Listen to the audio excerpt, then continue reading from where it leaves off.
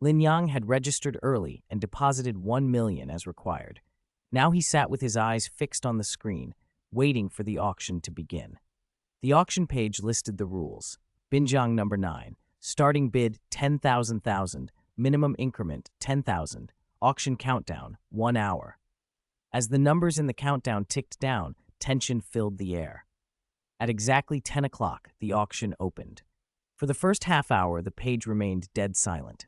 Lin Yang leaned back, calm and composed. He had expected this. He sipped his tea as the steam blurred his view of the screen, but his expression never wavered. Inside the company that owned Binjiang number 9, however, the mood was the opposite. Dozens of employees stared at monitors, fingers hovering over keyboards, ready to bid. Anxiety showed on every face. The manager paced the room, muttering under his breath, "Why is no one bidding?" Each minute dragged like a hammer on his nerves. No bids came. Outside, clouds drifted and sunlight lay lazy over the quiet street. The real estate market's chill had frozen investor confidence. Even a half-finished building in a prime location like Binjiang number 9 couldn't draw bidders. With the economy uncertain, people were cautious, unwilling to risk even promising projects. 15 minutes before the auction ended, the manager's pacing quickened. They had pinned so much hope on this property, poured resources into marketing, and, desperate to spark interest, set the starting price at 1/10 of the building's true value. Their plan was to lure bidders with a low opening, then drive up the price and make a profit. Now, with no one bidding, the scheme was collapsing. With 1 minute to go, the manager slumped against the window, helpless. "It looks like it'll fail again," he said, voice heavy with disappointment. Around him, the staff's tense anticipation gave way to dismay. Some sank into their chairs, others rubbed their foreheads as if to erase the failure. Then, with 1 second left on the clock, the auction page flickered. In the bidding column, 10,000. The number hit the office like an explosion. For a moment, everyone was frozen, faces slack with disbelief. Then expressions snapped into shock and fury. How? How is that possible?" the manager stammered. Questions and curses cascaded through the room. Who bid now? Why was there no warning? The carefully laid plan had been torpedoed at the last instant. The manager spun around and slammed his hands on the table, sending papers flying. His eyes were furious, as if he could glare the anonymous bidder out of the screen. How could someone bid at the last second like that? Veins stood out on his forehead. Employees pounded desks, cursed the timing, pulled at their hair, or simply stared blankly, defeated. Their strategy, to use a low starting price to draw bidders and then push the price up from within, had been ruined. Instead of engineering competition, they had sold the unfinished building for 1/10 of its real value. There was no going back. A successful auction meant a binding contract. Walking away now would mean massive penalties, compensation at least equal to the building's value. The manager's body went limp as the realization hit. He slid into his chair, eyes hollow, and muttered over and over, "How could this happen? How could this happen?" His face looked 10 years older in an instant. Chapter 182, Recruitment. Just then, someone in the office suddenly shouted, "Oh no, oh no." The boss was already in a foul mood, borderline despairing. He just sold an unfinished building worth 100 million for only 10 million, and now one of his staff was making a scene. He glared, ready to erupt. The employee hurried to explain. Sing City Rail Transit Group just announced the Line 8 plan. There'll be a station under Binjiang number 9 called Binjiang Station. The boss's face froze. His eyes widened, veins twitching, the color drained from his cheeks. He opened his mouth to speak, but nothing came out, as if something had lodged in his throat. After a long, stunned pause, he snapped back, clutching his hair with both hands, his body trembling as he muttered, "How could this happen? Why announce it now?" Regret and despair filled his eyes, as if he could watch the fortune that should have been his float away with the subway plans. He stamped his foot, spun around, and smashed his fist down on the desk. Papers flew in a sharp, jarring scatter across the quiet office. "How could I be so stupid? I just gave away such a golden opportunity," he roared, his voice raw. He thought about the unfinished building he'd auctioned off for 10 million. With the subway running underneath, its value would surely surge many times over. The thought gnawed at him, an unbearable torment. He slumped back in his chair and stared at the ceiling, images of the building's future prosperity flashing through his mind, profits that could have been his now belonged to someone else. He longed to go back to the auction and undo it, but he knew he couldn't. All he had left was endless regret. After winning the auction for the unfinished building, Lin Yang couldn't contain his excitement. He dialed Hu Qian immediately. The call connected quickly, and he could barely keep the smile out of his voice. Hu Qian, I have something to tell you. I just bought an unfinished building. I'm going to renovate it and make it our new company office. You bought an unfinished building? Hu Qian's voice shot up a pitch. She sounded shocked. Lin Yang, you're not joking, are you? With the market like this, unfinished buildings are risky. Lin Yang grinned. I have my reasons. This isn't just any unfinished building. Don't rush me. Let me explain. He told her about the Xing City Rail Transit Group announcement. Line 8 would pass under Binjiang number 9 and include Binjiang Station. Hu Qian's grip tightened on her phone, her eyes widened, and she fell silent for a moment. When she finally spoke, it came out in a stunned stammer. That's incredible. How did you know the subway would go there? Do you have some kind of foresight? She thought about his past choices, risky moves that always seemed to pay off, and a part of her believed he had a knack for being in the right place at the right time. Then she came back to herself, excitement breaking through. Lin Yang, congratulations! This is huge. It looks like you're going to make a fortune again. Don't celebrate yet. This is only the first step. There's still a lot to do, Lin Yang said with a laugh. I plan to renovate it into our new office. Help me find a reliable renovation company and get preparations started as soon as possible. No problem. Leave it to me, Hu Qian replied without hesitation. By the way, I've been thinking. I admire your vision and courage. I've decided to resign and join you full-time. One small request. Even if we clash at work, can we still be friends outside the office? Keep work and personal life separate. Lin Yang laughed. Of course, with you on board, I'll feel a lot more confident. We'll keep work and personal matters separate. Let's build the company together. The next morning, Lin Yang was still half asleep when the phone's urgent ringing jolted him fully awake. He fumbled for it and answered just in time to hear Hu Qian's energetic voice. Lin Yang, wake up. I've officially resigned. I'm all in for preparing the new company. He sat bolt upright and rubbed his eyes. That fast? Amazing. How's the progress? Very smooth, she said excitedly. Several core members from my old team respect your ideas and abilities and have decided to join us. I also posted a recruitment ad yesterday. You wouldn't believe it. The economy isn't great, so there are a lot of people looking for work. We've already received hundreds of resumes. That's good, Lin Yang said, satisfied. Our company still looks attractive. Have you screened any promising candidates? We can't be careless about key positions. Of course, Hu Qian said. I screened according to the job requirements we discussed. I've shortlisted several candidates with solid experience and strong achievements in their fields. Some resumes are particularly impressive and would fit key roles perfectly. I've organized their resumes. Please find time to interview them. Key hires are crucial for our growth. Lin Yang thought for a moment. Okay, arrange times for interviews. Be extra careful with these hires, not just technical skills, but also professional ethics, teamwork, and problem solving. What criteria did you use in screening? Hu Qian answered seriously. I focused on several areas. First, whether their work experience is relevant to the role and what concrete achievements they've made. Second, their education and professional skills. Do they have the knowledge required? Third, their self-assessments and project experience on the resume, which help judge overall quality and professional ethics. I also looked at job hopping frequency and career trajectory. Frequent moves can signal instability. These are just preliminary filters. The interviews will give us a final understanding. Good, Lin Yang said. Let's prepare targeted interview questions to assess candidates from multiple angles. Aim to form an excellent core team. After hanging up, Lin Yang got up and washed, ready for the day. He had a habit of watching short videos while brushing his teeth. Scrolling through his feed, he stopped at a headline that made him grin. Online auction reveals another big leak. Mysterious bidder snaps up Binjiang number 9 unfinished building at the last second. Transaction price only 1/10 of actual value. Chapter 183. You want to blackmail me for money.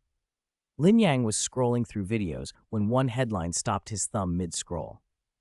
Subway Line 8 route announced, unfinished building at Binjiang number 9, worth 1/10 of its value, becomes hot property. His heart lurched. He'd been told earlier that once the subway line was announced, the unfinished building at Binjiang number 9 would shoot up in value like a rocket and draw countless envious, covetous eyes. And he happened to be the owner. A fierce struggle seemed inevitable, the kind where the other parties would be wealthy, powerful, and able to drown him in money. He wasn't someone to be stepped on, but he knew his funds were a drop in the ocean compared to theirs. Another piece of intelligence flashed through his memory. On the 17th, Xiangnan's richest man, Liang Dingen, would have a helicopter accident while inspecting his factory. A calculating light sparked in Lin Yang's eyes. If he could find a way to prevent Liang Dingen's crash and become the man who saved his life, Liang, loyal, righteous, would certainly do everything in his power to repay him. After all, in the past, Lin Yang had only given Liang a photo of his mother, and Liang had repaid him with a promised favor and even bought an ancient book for 1 billion at an auction. A life-saving favor would demand an even more staggering debt of gratitude. With Liang Dingen's protection, those who coveted Binjiang number 9 would think twice, and Lin Yang could ride out the storm. He also knew simply barging in and warning Liang, "You're going to crash on the 17th, don't go," would get him laughed out or dismissed as a lunatic. There were 3 days until the 17th, 3 crucial days to plan. For now, he had to deal with company business. He closed the video and sent Hu Qian a message. "Interviews are at 10 a.m. today. I'll be there. Please notify all candidates." A quick reply came back. "Okay." After washing up, Lin Yang had breakfast with his parents, then went to the garage and drove his new M9 toward the Binjiang Financial Building. Long Mei, a returnee who had studied in Australia, carried herself with an air of superiority. To her, China felt backward and unsatisfactory in every way. Even the air here couldn't compare to the sweet Australian breeze. If not for her parents, she would have left the country the moment she returned and never looked back. She had even vowed that once her parents were gone, she would move to Australia for good. Back home, she'd assumed finding a job would be effortless. With her returnee status and a postgraduate degree, how could she not be snapped up? Reality hit hard. Companies she expected to beg for her services either pushed her into sales roles or offered insulting pay, nothing befitting her dignity. She simmered with resentment. Then she found Yangshu Capital on a recruitment site. The listing practically winked at her. High salary, excellent benefits, and, most importantly, the company's office on the top floor of the city's most prestigious building, Binjiang Financial Building. Her eyes shone. The rent there had to be astronomical. A company that could afford that location had to be powerful. If she could get a job there, she'd have both status and money. This was the position she'd been waiting for. She polished her resume until it gleamed, inflating any relevant experience to make herself look irresistible. Domestic employers rarely checked foreign credentials anyway. She submitted the application and spent the night daydreaming about commanding attention in a luxurious office. Early the next morning, an interview invitation arrived. Long Mei smiled smugly at her phone. "I told you so," she thought. "Those places that rejected me were just too small for someone like me." She dressed carefully, hopped into her new BMW X1, and headed for Binjiang Financial Building, picturing admiring colleagues and a smooth ascent to the top. Fate, however, had other plans. At an intersection, her BMW scraped hard against an M9. The shriek of metal on metal snapped Long Mei out of her reverie. She stormed out of the car, furious, ready to give the other driver a piece of her mind. When she saw a domestic car in the other driver's seat, her scorn doubled. She didn't bother to check her own damage. Instead, she marched over and jeered loudly. "Are you blind? How dare you drive this junk on the road? Don't you know your place? Do you even have the money to pay for my car? With that face in that car, you'd better not dream of affording anything better in your life." Inside the M9, Lin Yang sighed. His calm was rattled by her unreasonable shouting, but he kept his voice level. "Miss, let's not get hasty. First, Let's assess the damage. We don't even know who's at fault yet. I was driving normally. Your sudden lane change caused the scrape. Long May ignored him, crossed her arms, tilted her head back, and sneered. Don't try to argue. Driving in Australia, I never saw anything like this. Traffic rules there are so much better, and drivers are of a higher caliber. You, driving a beat-up domestic car and so arrogant, must have hit me on purpose. You're trying to extort money from me. Chapter 184. What are you arguing with her about? Lin Yang watched Long Mei's unreasonable behavior and felt anger rising, but he kept his voice steady. If you won't talk this through, don't waste any more time. Call the police and let the traffic officers decide responsibility. He dialed his phone. The traffic officers arrived soon after, quickly inspected the scene, collected evidence, and questioned both parties. After a careful investigation, checking the marks on the road in both statements, they concluded that Long Mei had violated traffic rules and was fully responsible for the collision.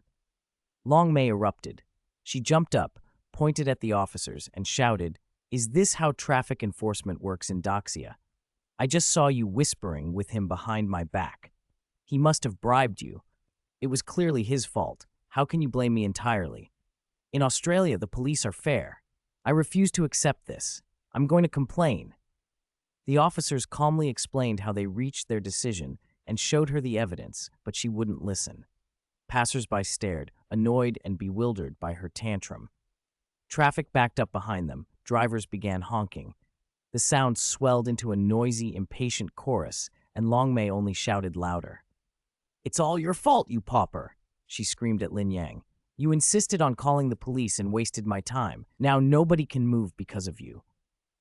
People around them muttered and criticized Lin Yang for making a fuss over a minor scrape. Some took out their phones to film. Others started live streaming with sensational titles. Man bullies female overseas doctoral student on the street. Man colludes with traffic police to bully female PhD candidate. Where is the justice? The clips spread fast. Netizens who didn't know the full story began attacking Lin Yang and the officers. Public opinion started swinging in Long Mei's favor. With the scene blocked and Long Mei still refusing to cooperate, the officers had no choice but to take her to the traffic police station for processing and call a tow truck to remove her car. Lin Yang followed in his own vehicle, anger building. He was determined she would pay for her mistake. At the station, Long Mei continued to make a scene in the lobby, alternating between accusing the traffic officers of favoritism and accusing Lin Yang of staging the accident. Her high, strident voice echoed across the quiet station and drew glances from others. When an officer again patiently went through the basis for the determination, she cut him off. Hands on her hips, eyes wide, she shouted, "You're all in this together. Don't talk to me about evidence. When I drove in Australia, I never had this happen. You're deliberately targeting me, an overseas returnee." She lunged for the accident report in the officer's hand and nearly tore it away. The officers, exasperated, exchanged looks of sympathy for Lin Yang. One officer sidled up to him quietly. "Brother, you've run into a difficult person," he said helplessly. "The damage isn't severe. Why don't you just get it fixed yourself and let it go? It's not worth the trouble." Lin Yang's jaw tightened. "She's at fault," he said firmly. "Why should I pay for her mistake? I can't let this go." He was resolute. Neither side backed down, and the stalemate stretched on. Then Long Mei glanced at her phone and froze, her face drained of color. "Oh no, it's almost 10 o'clock, she wailed, panic in her voice. She fumbled through her bag, nearly dropping it, her breathing quickening. "What am I going to do? I'll be late for my interview," she muttered. The interview with Yangshu Capital was everything to her. The salary was far higher than she'd expected. The office was on the top floor of the Binjiang Financial Building in Xing City, and the job would feed both her vanity and ambition. She had prepared meticulously, a polished resume, a brand new expensive suit. She could not afford to miss this. She rushed at Lin Yang, grabbed his arm and shook him. "It's your fault. What do you want from me? I can't miss this interview. Please, just let me go." Her voice cracked with tears and pleading, but moments later she turned on him with a fierce glare. Lin Yang looked at her without sympathy. "This is the consequence of your actions," he said coldly. "You must take responsibility." Desperate, she pleaded with the officers. Please, comrades, let me go. I promise I won't do this again. This interview is my last chance. If I miss it, I'm finished. The officers shook their heads. All of this was the result of her own driving. Faced with no other option, Long May resigned herself to the penalty. With trembling hands, she signed the accident report. Each stroke seemed to sap her strength. She threw the pen down and snapped at Lin Yang. You're ruthless. It's just money. I can pay. You drive a cheap domestic car and need petty victories like this to feel important. No ambition at all. Then, without looking back, she grabbed her bags, stormed out, and hailed a taxi to the Binjiang Financial Building. Inside a bright, well-appointed conference room on the top floor of the building, Hu Qian sat at the interview table, glancing anxiously at the door. She checked her watch. The hour hand was creeping toward 10, but Lin Yang still hadn't arrived. Lin Yang had always been punctual. Whether it was meetings or company business, he never kept people waiting. This was an important interview for a key position at Yangshu Capital. Why was he late? Chapter 185. How come you're the interviewer? By 10:10 a.m., Lin Yang still hadn't appeared. Hu Qian could no longer hold her nerves and quickly dialed his number. When he picked up, his voice sounded tired and a little helpless. I was in a car accident on the way and just finished sorting things out at the traffic police station. I'm heading to the office now. Please ask the interviewees to wait a little longer. Hearing car accident, Hu Qian's chest tightened. Are you all right? She asked, concerned. I'm fine, he replied. The car only got scratched. It's been taken care of. Relief washed over her. After hanging up, she hurried to the conference room where the interviews were scheduled. Several candidates were already seated, some staring at their phones, some murmuring softly. Impatience showed on most faces. Hu Qian stepped to the front and apologized. Sorry for the delay. The interviewer had a minor accident and will be a little late. Please bear with us. Dissatisfaction rippled through the room. One young man, Xiao Wei, checked his watch, scowled, and said, The interview was supposed to start at 10. It's already 10:15. A company that can't even keep an interview appointment isn't reliable. I don't see the point in waiting. He stood up and walked toward the door. Hu Qian didn't stop him. Recruitment was a two-way street, and Yangsu Capital's generous benefits drew many qualified applicants. Losing one impatient candidate wasn't a concern. Meanwhile, Lin Yang left the traffic police station and drove straight to Binjiang Financial Building. He parked, took the elevator, and pressed for the 49th floor. From down the hall came someone shouting, Wait, wait! He hit the open door button and let the person rush in. When she stepped inside, his brow tightened and a flicker of recognition crossed his face. Long May. She'd been the cause of the accident earlier. She wasn't only unreasonable, she flaunted her time abroad in an irritating, affected way, and Lin Yang had a very low opinion of her. Long May saw him at the same instant and sneered openly. The corners of her mouth curved with contempt. Fresh out of college, and you expect to interview at Yangsu Capital? You wouldn't last here. Save yourself the embarrassment. She looked him up and down as if he were beneath notice. Lin Yang smiled faintly. He hadn't expected her to be called in for the same company. If Hu Qian had invited her, she must have some qualifications. Being capable, however, clearly didn't mean she had a good character. He would never hire someone like her. He stood quietly in a corner of the elevator, hands in his pockets, watching the floor numbers change and giving her no response. Long May only got louder. Sure, she'd scored a hit. I'm an overseas returnee. I've prepared for this interview for months. What have you done? Do you really think you can compete with me? She straightened, chin tilted, radiating superiority. Lin Yang's silence held a patient, almost pitying edge, as if to say, Are you done yet? The elevator air thickened with tension. Lin Yang's calmness and Long Mei's brashness made a striking contrast that drew curious looks from the other passengers. When the elevator dinged at the 49th floor and the doors parted, Long Mei strode out first, high heels clicking on the marble. Lin Yang followed unhurriedly. She asked directions in the hallway and finally pushed open the interview room door, then froze. Lin Yang was sitting in the interviewer's seat. Her confident smile collapsed into an expression of shocked disbelief. Eyes wide, mouth slightly open, she seemed unable to accept what she was seeing. A moment ago, she'd been ridiculing him. Now he sat in the interviewer's chair. The reversal stunned her. How are you the interviewer? Her voice trembled. Her hands balled into fists. She felt the urge to say more, but couldn't find the words. Lin Yang ignored the show of outrage. He finished arranging the papers before him, then looked up and gave her a cool, matter-of-fact glance. "Please sit down," he said. "The interview will begin shortly." "Ah, okay." Long Mei's confidence had drained away. He hadn't reacted with anger or embarrassment, and the more composed he seemed, the more unsettled she became. Long Mei's heart hammered so hard she felt it might leap out of her throat. Her hands and feet went numb with cold. She had never imagined that the person she had sneered at in the elevator would be the very interviewer deciding her fate. Her thoughts tumbled over one another as she searched desperately for a way to fix what she'd already done. Should she apologize now? It would be abrupt. Should she just perform perfectly in the interview and let Lin Yang see her abilities? None of it felt like it would help. The dread and unease only grew. The interview began, and the conference room fell into a serious hush. Lin Yang sat up straight and methodically worked through the questions. The first candidate was a young man with a master's in finance from one of the top domestic universities.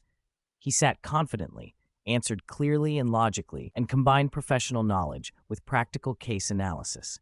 He spoke of rich practical experience and sharp market insight.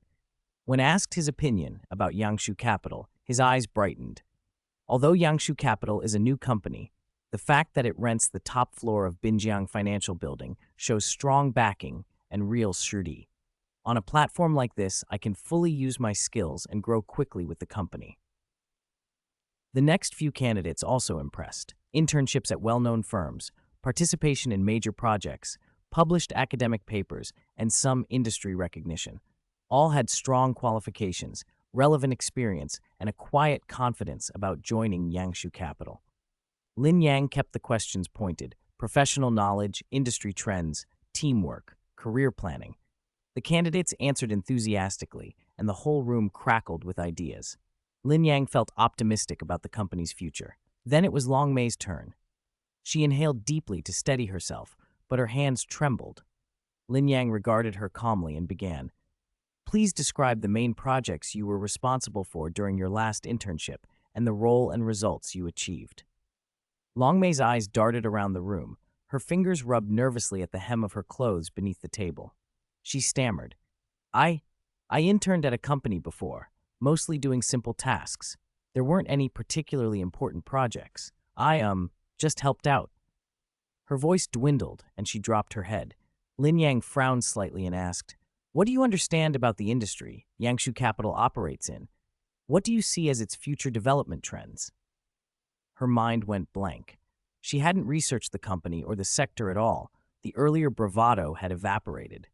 She groped for words. "I think this industry is pretty promising. It should develop well in the future, but I haven't looked into it in depth yet."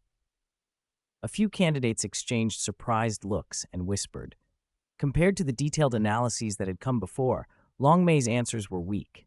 Lin Yang asked several more technical questions, and she either answered vaguely or admitted she didn't know. Sweat beaded on her forehead. Her eyes were helpless. Under his questioning, she was exposed. She couldn't answer the in-depth questions, and the rehearsed lines in her head had vanished. She regretted her earlier arrogance and her failure to prepare, and she wished she'd never underestimated Lin Yang. But the moment had passed. After the interviews, Lin Yang reviewed the resumes and made his decision. He looked up and said evenly, "After evaluation, all candidates except Long Mei have passed the interview. We welcome you to join Yangshu Capital." The others smiled with relief and gratitude, already anticipating their new roles. Long Mei felt struck by lightning. Her face drained of color, her lips trembled, and unbelief filled her eyes. "This is impossible. You're doing this on purpose. You're taking revenge," she suddenly exploded. She stood, slammed her hands on the table with a crash that scattered papers, and pointed at Lin Yang. "You're punishing me because I said something in the elevator. This is unfair. I'll sue you." Her shout rang through the room. Lin Yang's expression hardened. Disgust flickered across his face. "My decision is based on your interview performance. You couldn't answer professional questions and showed no industry understanding. That's not grounds to pass. Don't be unreasonable. Long Mei ignored him and kept raging, even lunging for the interview materials on his desk and cursing. The other candidates froze and edged away. Lin Yang, seeing she'd lost control, called building security. Guards arrived and escorted her out as she continued to struggle and shout. Her voice faded down the corridor. Hu Qian, standing to the side, watched in shock and confusion. Once Long Mei had been removed, she pulled up Long Mei's resume and began checking it carefully. Her brow tightened as she dug deeper. Suddenly, recognition flared across her face. "It's fake," she said. "This claimed internship. There's no record of it. That award doesn't exist. I should have verified these things before inviting her. I almost let someone dishonest through. This could have cost the company." Lin Yang shook his head but answered calmly, "It's a lesson. From now on, we must look beneath the surface when recruiting and verify candidates' backgrounds more thoroughly." Hu Qian gave him a grateful, chastened look and resolved to be more rigorous in future hiring. Escorted out and still furious, Long Mei went home, nursing humiliation and resentment. She opened her laptop, fingers flying, and began to edit the interview footage to make Lin Yang look like he had deliberately made things difficult for her. She clipped questions and responses out of context, amplified moments where she fumbled answers to suggest malicious suppression, and added a provocative caption. "Everyone, this is the interviewer from Yangshu Capital. He's so unfair, targeting me because of a small disagreement earlier. How can a company like this be trustworthy?" She posted the video across multiple platforms. At first, the views were modest, but as it got forwarded and commented on, momentum built. People who didn't know the full story piled on. "That interviewer is horrible. How can he treat candidates like that?" One comment read. "Yangshu Capital must be terrible. I'll never work with them," said another. The negative reactions spread like wildfire. As the social media storm grew, some media outlets picked up the clip and reported it without digging deeper, amplifying the one-sided narrative and fueling the public outcry. After finishing interviews with the new hires, Lin Yang walked through the office. Workers were already arriving, moving decoration materials and measuring spaces, everything bustling with activity. Hu Qian followed him closely and explained, "I found a renovation company I've used before. They're experienced and reputable. The plan's finalized. We'll start renovating from the inner sections so the front can keep operating. That way our daily business won't be interrupted and progress won't be delayed." Lin Yang nodded, his gaze taking in every corner. He liked Hu Qian's arrangements. "You've thought of everything. Let's go with it." When the inspection finished, Lin Yang left the Binjiang Financial Building and drove home. On the way, his mind was occupied with one problem: how to stop Liang Dingan from taking a helicopter to inspect the factory on the 17th.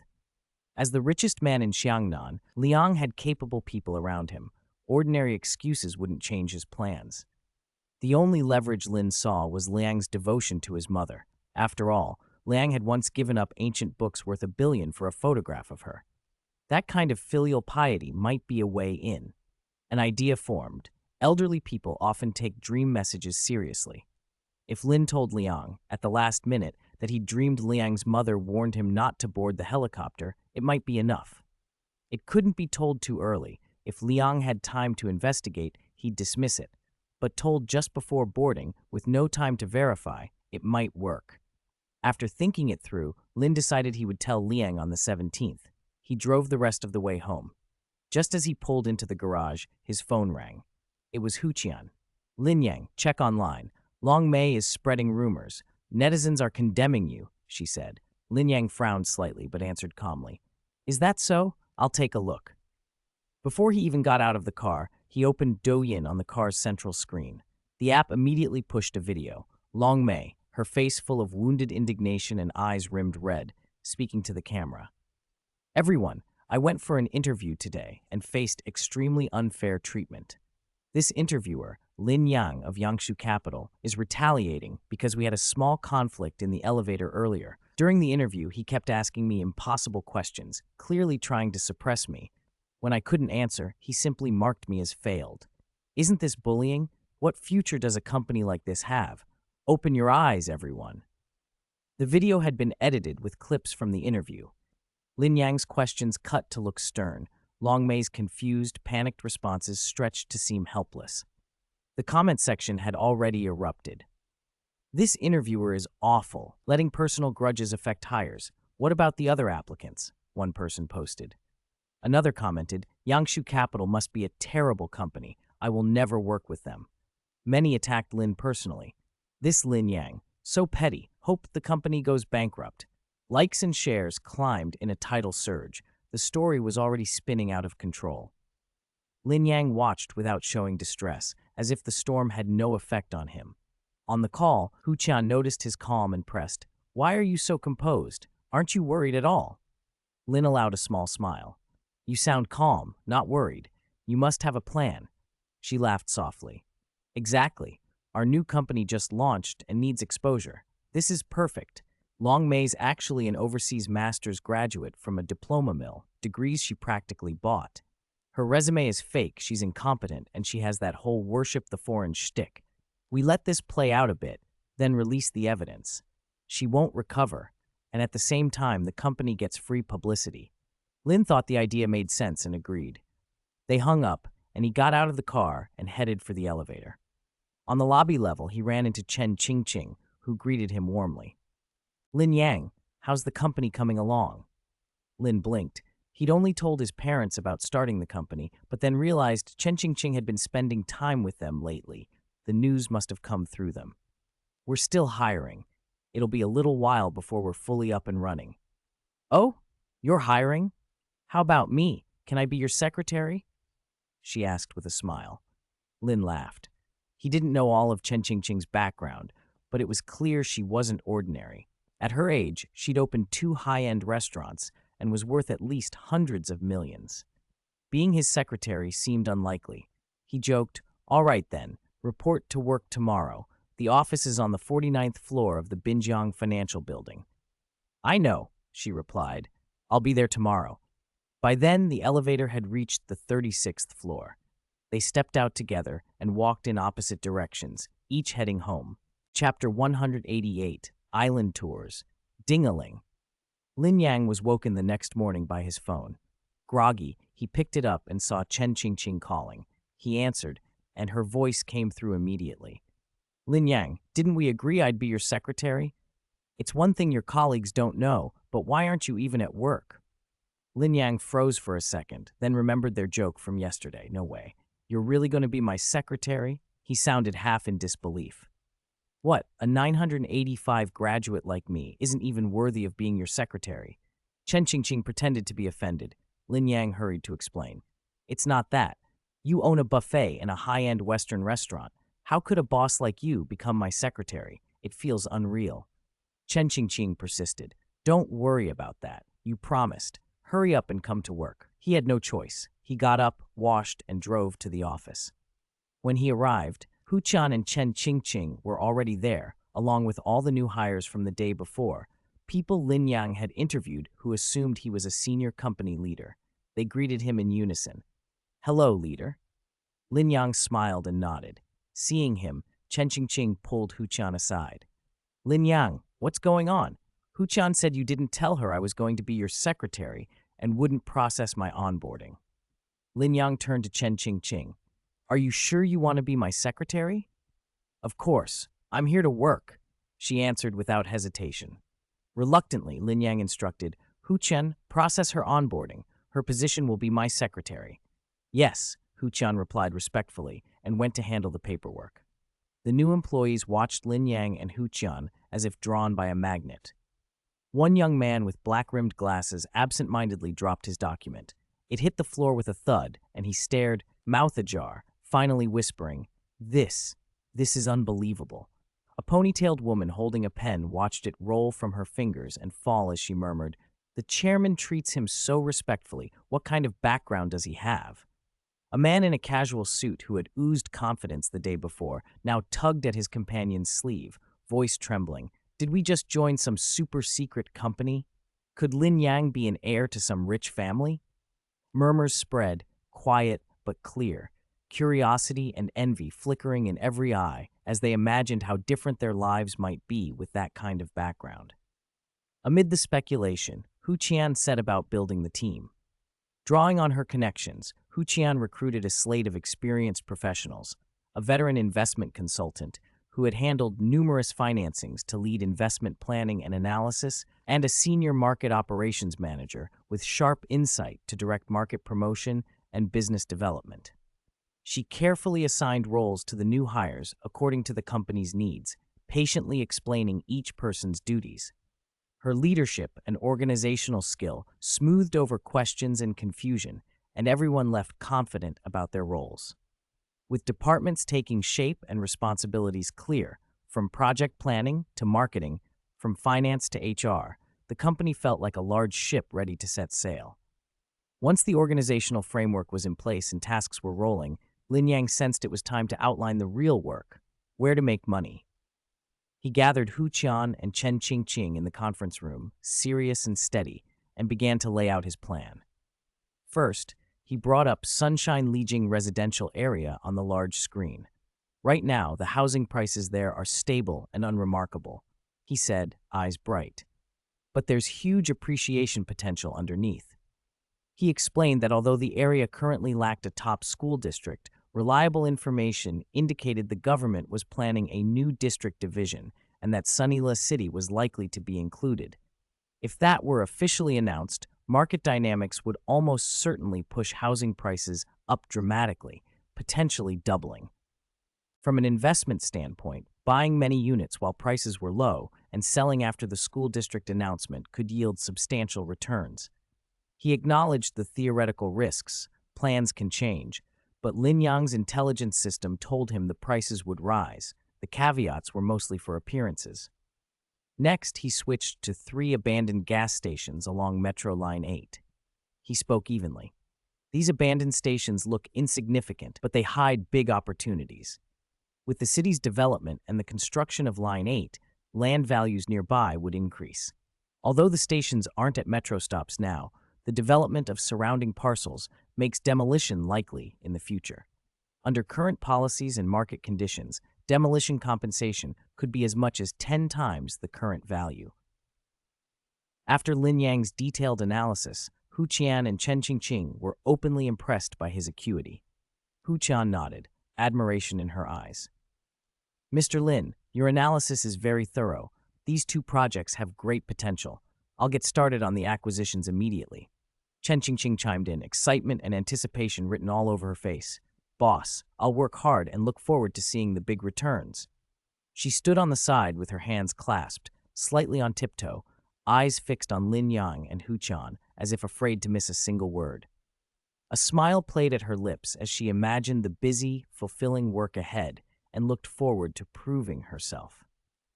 When Lin Yang finally glanced at her, she straightened and smiled, ready for important assignments. He thought for a moment and then said, "Next week, I'm taking my parents to Nanhai Island. You can help prepare the trip." Now that the investment company was established, his physical presence wasn't required for every task. Work could be assigned based on intelligence reports. He planned to use the family island vacation he'd won from buying drinks and take his parents away for a break. Seeing Chen Qingqing's hopeful expression and having no immediately suitable business tasks for her, he temporarily appointed her his personal secretary. Chen Qingqing blinked in surprise for a beat, then resumed her smile and answered readily, "Okay, boss." Though the duty was different from the corporate role she had imagined, she decided to take it seriously. It was, after all, an excellent chance to be closer to Lin Yang and to demonstrate her competence. Chapter 189, Plane Crash and Death. On May 17th, the sun had already sent its early rays across the land when Lin Yang woke with a heavy heart. Today, Xiangnan's richest man, Liang Dingan, was due to inspect a factory by helicopter, and Lin Yang's intelligence had warned that the trip would end in a fatal crash with no survivors. He could not let that happen. Liang Dingan was more than a powerful figure in Xiangnan's business world. He was a loyal friend and an indispensable ally for Lin Yang's future. Once, over a photograph, Liang had given Lin Yang an ancient book worth $1 billion and had made a precious promise. That friendship mattered deeply to Lin Yang. If Liang died, not only would their bond be destroyed, but Lin Yang's situation, already precarious after the Binjiang Number 9 unfinished building incident, would worsen. He needed Long as a backer and his connections to face the challenges ahead. Desperate to stop the trip, Lin Yang had devised a plan. Intercept Liang right before boarding and, claiming Liang's mother had appeared in a dream, persuade him to cancel. But there was a major problem. Liang's itinerary was strictly confidential. After trying every avenue, Lin Yang still couldn't pin down where or when Liang would board. Just as despair settled in, his phone chimed.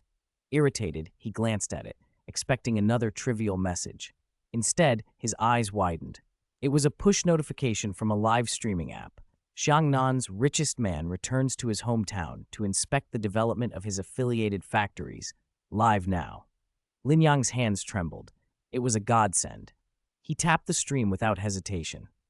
On screen, the Hengfei Group factory grounds in Yancheng opened up before him. The whole site buzzed with tense activity as everyone hurried to make final preparations for Liang Dingen's arrival. Lin Yang leaned in, determined not to miss a single detail. A huge banner spanned the main road into the factory. Warmly welcome, General Manager Liang to inspect and guide our work. Cleaning crews swept every corner, landscaping teams trimmed flowers and trees into neat shapes, and workers in the shops wiped down machines until they gleamed. The quality inspection team scrutinized every product, leaving nothing to chance. How unlucky! I was supposed to have the day off, but they forced me to come clean, grumbled a young worker, swinging his broom and looking miserable. Who isn't?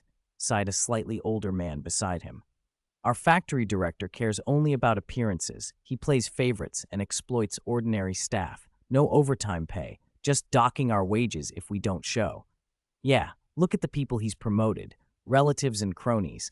They slack off but get better pay, another worker added, his voice laced with anger. Keep your voice down. Don't let the factory director hear you, or he'll make trouble, the older worker hissed, glancing around warily. At the factory's main entrance, everyone was tense.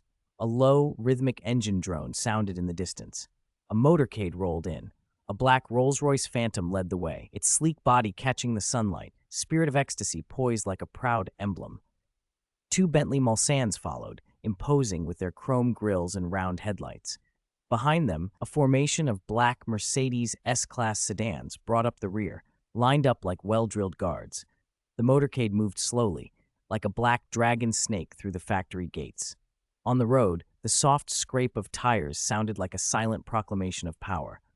The factory director had been waiting at the entrance, his face schmoozing with smiles. As the convoy stopped, he practically ran forward, bowing and beaming. He threw open the Phantom's door and said with feverish courtesy, "General Manager Liang, you finally arrived. Everyone at the factory has been looking forward to this. You must be tired from the trip." Liang Dingen stepped out, nodding slightly, a faint smile on his face. He wore a well-tailored dark blue suit, a white shirt, and a dark red tie. His hair was carefully combed back, each strand in place. He carried himself with composed confidence, eyes calmly sweeping the scene as if appraising his domain. The factory director hovered at his side, talking non-stop as he led Liang through the site, gesturing, smiling, and occasionally wiping sweat from his brow. "General Manager Liang, this is our new production line. Its efficiency has more than doubled," he boasted, pointing to a large machine with pride, as if the achievement rested solely on him. Liang nodded and asked a few professional questions, while the director answered eagerly. In the achievement display area, trophies, certificates, and representative products were showcased. The director picked up a product and offered it to Liang with obvious flattery. "This is our star product, very popular, always selling among the top." Liang examined it and gave measured approval of its quality. Finally, the director escorted Liang to the rooftop helipad. Yellow lines marked the landing area, safety signs posted nearby. A helicopter sat at the center of the pad, its silver fuselage glittering in the sun and its rotor at a slight angle as if ready to take off. The craft looked sleek and high-end. "This helicopter was prepared especially for you," the director said, voice full of reverence. "From the air, you can see the whole factory. You'll get a complete picture of our progress." Long glanced up at the helicopter, a trace of satisfaction in his gaze, and walked steadily toward it. Just as he reached for the door, His phone rang sharply. The sudden sound sliced through the tense hush, and all eyes turned toward him. He frowned, stopped, and pulled the phone from his pocket. Chapter 190. Can he predict the future? From the other end of the line came Lin Yang's anxious voice. Uncle Liang, I dreamed about Grandma Wang last night. She told me to stop you from getting on the helicopter. She said it would malfunction shortly after takeoff, crash, and everyone would die. Long Dingan felt a chill run through him. His expression hardened. He was silent for a moment before replying. Lin, thank you for letting me know. He didn't say whether he believed the dream. After a brief word of thanks, he ended the call. During the live broadcast, Liang, who had been about to step onto the helicopter, paused and withdrew his foot. The factory director of Hengfei Group, watching in disbelief, stared at General Manager Liang with questions in his eyes. General Manager Liang, is something wrong? Nothing. I've suddenly come down with a sickness. I won't be boarding the helicopter. Liang said it calmly. The director had spent weeks preparing the aerial segment, arranging employees into a grand formation in the open yard. If Liang didn't take the flight, what use were his preparations? But Liang was the boss. The director couldn't force him. A quick idea lit up the director's face. If Liang wouldn't go, the director could take the helicopter himself, film the formation from the air, and show the footage to Liang later. It would have the same effect. Please take care of yourself, the director urged. Since you're not feeling well, rest. I'll go up and record a video from the sky for you to review. Liang didn't trust dream omens, but Lin Yang had mentioned his mother. Whether true or not, he wasn't getting on that helicopter. Since the director offered, agreeing was the sensible thing to do. Liang nodded. The director beamed, climbed aboard, and told the pilot to take off. As the helicopter lifted, the pressure the employees had been holding back came rushing out. Voices rose around the yard, open and bitter. That director's inhuman, a young worker spat, flinging his broom down. He always shirks the dirty work and hides in the office, another added. What real contribution has he made? We do all the work, and he takes the credit. He bullies those beneath him and grovels to the higher-ups, a woman snapped. She remembered the petty harassment she'd endured and felt her anger flare. What's worse, he's a pervert, a man said, his voice dark with disgust. A lot of the female workers have been groped or harassed. They dare not complain for fear of losing their jobs. He's a beast in human clothing. I heard Xiao Li from the next workshop was harassed by him more than once, someone whispered. The women around them grew tense and fearful, their dislike for the director deepening. People like him don't deserve to be factory directors, an older worker sighed. But we're small. What can we do? We can only hope General Manager Liang sees through him someday. Agreeing murmurs circled the yard, resentment mixed with helpless hope. Then a sudden cry split the air. Everyone looked up. The helicopter that had just taken off shuddered. A tail rotor sheared off as if cut by an invisible blade. The aircraft went from steady to wild in an instant, spinning like a kite with a broken string. It plummeted earthward, whistling as it fell. There was a monstrous roar as the helicopter slammed into the ground, erupting into a fireball. It collapsed into a twisted, burning wreck, flames licking high and smoke pouring into the sky. Heat slammed into the onlookers like a wall. For a stunned moment, there was silence, then terrified screams and frantic shouts. Workers sprinted toward the crash, but the inferno and choking smoke held them back. From a distance, they could only watch the devastation, faces pale, helpless. Lin Yang watched the live stream on his phone.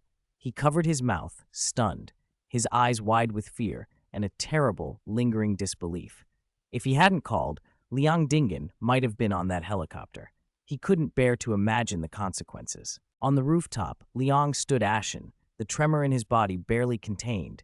The director who had been fawning over him a moment before was now a charred ruin. Life, he felt, could dissolve in an instant. The sudden, brutal fragility of fate left him hollow with fear and a strange powerlessness. His thoughts snapped back to the call. If Lin Yang hadn't warned him, he would have been on that flight. The dream premonition, explanation felt thin. Why would his mother send a dream to an outsider? Why not warn him directly? Had Lin Yang somehow known what would happen? Had he predicted the future? Chapter 191, The Richest Man's Heir. The viewers in the live stream were stunned. The rapid-fire comments that had scrolled across the screen froze as if time itself had stopped. After a moment of silence, the barrage of messages surged back with renewed frenzy. "This is unreal. What just happened? General Manager Liang escaped death. If he'd gotten on that chopper, the consequences would have been unimaginable." Speculation about the phone call Liang Dingen had taken before boarding spread like wildfire. Some of the guesses grew wild and conspiratorial. Did someone somehow know the chopper was going to crash and call to warn him? One user asked. "That's too mystical," another replied. "But the timing was suspicious. It can't be simple coincidence. Maybe his rivals called him as a prank to get him off the chopper, trying to make him look foolish, but it ended up saving his life," someone else suggested. Other viewers tried to be more rational. Maybe he just happened to answer a call. If there really was a problem, he wouldn't have let the flight take off, especially during a nationwide live stream. Any incident would seriously affect him. Gradually, most people settled on that simple explanation. He had simply answered a call at the right moment. They marveled at his luck. If not for that call, given the devastation of the crash, Liang Dingen could easily have been among the casualties. "He's chosen by fate," one comment read. "He's so lucky even death steps aside for him." Attention quickly turned to the mysterious caller. Who made that call? That person literally saved the richest man in the city. General Manager Long is a man of gratitude. Whoever called him will be rewarded for life, someone wrote. And the comment racked up likes in seconds. Jealousy and admiration mingled in the chat. "What's the point of being jealous?" "None of us have his number," someone joked. "Anyone who has the richest man's phone number must be extraordinary, maybe a business partner or a very close friend," another replied. "Maybe it's his personal physician, someone who noticed a health issue and warned him," offered a hopeful voice. Back and forth, the theories went until the live stream chat reached a fever pitch. Lin Yang sat alone, eyes fixed on his phone, watching the speculation unfold. The more outrageous the theories, the more the corner of his mouth curled into a satisfied smile. Everything that had happened unfolded exactly as he had planned. His relationship with Liang Dingen had shifted in one night. The magnate was no longer a remote figure, but a towering tree of protection he could lean on. With that shelter, Lin Yang felt safer in a world he had once feared. Just as he savored the thought, the live stream screen suddenly went black. A system message popped up. "Live broadcast has ended." The smile disappeared from Lin Yang's face. He tapped the screen instinctively to reopen the stream, but it stayed dark. He frowned. Was it a platform glitch or had someone cut it off on purpose? He dismissed the thought for the moment, slipped the phone away, and stood up. Tonight's gains were already more than enough. There was work to do and plans to set in motion. The roar of the crash had hit everyone like a hammer. Liang Dingen had watched the scene unfold not far away. His face drained of color and his body shook. The factory director who had just been chatting with him had been consumed in an instant. Life felt brittle and arbitrary, and a surge of helplessness washed over Liang. But he steadied himself. As the head of a sprawling enterprise, he moved into command with astonishing calm. "Everyone, don't panic. Start rescue operations now," he shouted, his voice cutting through the chaos. Under his orders, the staff sprang into action. People grabbed fire extinguishers and ran toward the burning helicopter. Others searched for tools to pry open the mangled cabin. Liang Dingen called emergency services as the keening wail of sirens drew closer. Police cars, fire engines, and ambulances arrived in a storm of flashing lights. Firefighters leapt out in heavy suits, unspooled hoses, and trained powerful streams of water onto the flames. Medical teams pushed through the crowd with first aid kits, tending to the wounded. Minor injuries were bandaged on the spot. The more grievously hurt were lifted onto stretchers and rushed into ambulances for the race to the hospital. Police sealed off the scene, keeping onlookers back and preserving the site for investigation. After tense, coordinated effort, the fire was finally brought under control. Rescuers pried open the warped cabin and pulled out the trapped. When the factory director was carried out, he had already died, his body battered, clothing soaked in blood. A hush of sorrow fell over those present. The pilot, barely breathing, was gravely injured. a deep wound on his head, bleeding profusely. Medical staff worked on him immediately before loading him into an ambulance. Watching the stretchers disappear into the night in the flashing glow of emergency vehicles, Liang Dingen felt gutted with grief and guilt. If he hadn't asked the factory director to take his place, the man might still be alive. But there was no time for paralyzing remorse. Work remained. Notify the factory director's family and arrange everything properly, Liang ordered the staff. Cooperate fully with the police and relevant departments in the investigation. The city spread beneath the night like spilled ink, punctuated by scattered lights. Liang sat in his spacious office, documents piled neglected on his desk, but his mind replayed the crash in an endless loop. The burning wreckage, the dead factory director. The image clung to him like a nightmare. A sharp knock at the door pulled him back to the present. "Come in," he murmured. A police officer entered, expression grave, a folder in hand. Liang straightened up, a new tension rising. The officer crossed the room and laid a report on the desk. "General Manager Liang, this is the preliminary investigation into the helicopter accident." Liang's hand shook slightly as he took the papers. He read, "Flight procedures had been followed, the pilot had completed pre-flight checks, and there was no evidence of human error. The crash seemed to have been caused by a sudden mechanical failure or an unpredictable air current, an unfortunate coincidence." He closed the file and stared out at the night. Coincidence? It felt too neat, too unlikely. Lin Yang's face and that strange phone call he had received flashed through his mind. He remembered the words.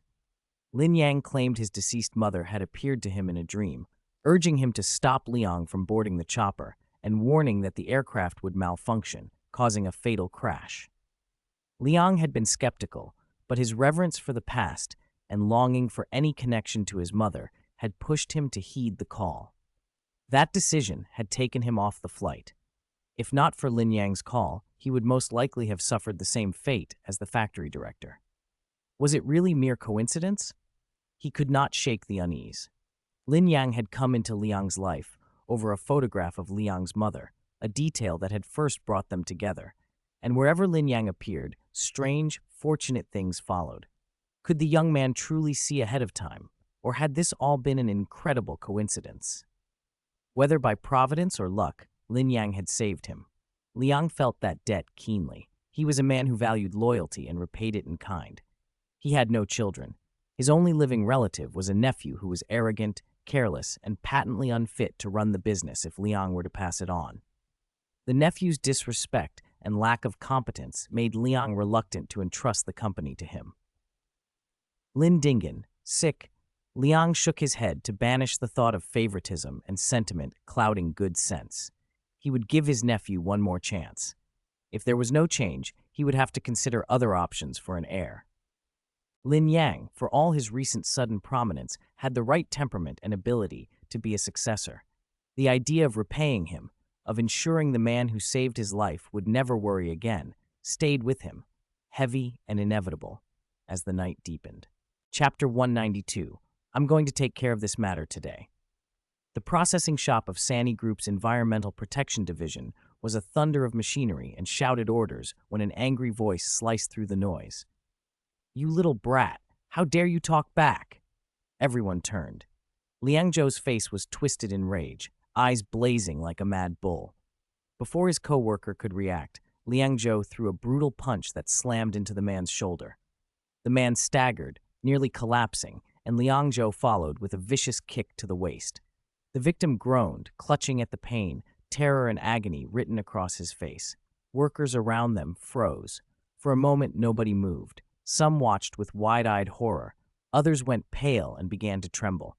A few bit their lips so hard they whitened, fear and worry in their eyes, but none dared step forward. A handful retreated several steps, as if the violence might spread to them. The whole workshop felt tight and oppressive, like the air itself had been choked off. Just then, new hire Guanxing happened to walk by and saw the scene. His expression sharpened. He moved to intervene. A rough hand grabbed his arm and yanked him back. He turned to see one of the older workers staring at him with a face that screamed warning. "Are you out of your mind?" the older man hissed under his breath. His voice was urgent, trembling. Do you even know who Liang Zhou is? Guanxing frowned. Confused and angered, he tried to wrench his arm free. Who cares who he is? Nobody has the right to hit people like that. The old man looked around nervously, eyes flicking to Liang Zhou as if the man might hear them, then leaned in close and whispered, his voice barely audible over the machines. He's the boss's nephew. The chairman. He's his only close relative. The company's going to be handed to him eventually. If you offend him now, losing your job is the least of your worries. You might not even live to regret it. Fear creased the old man's face. Beads of sweat glittered on his forehead as he spoke like someone telling a grim fairy tale. Guanxing's jaw tightened.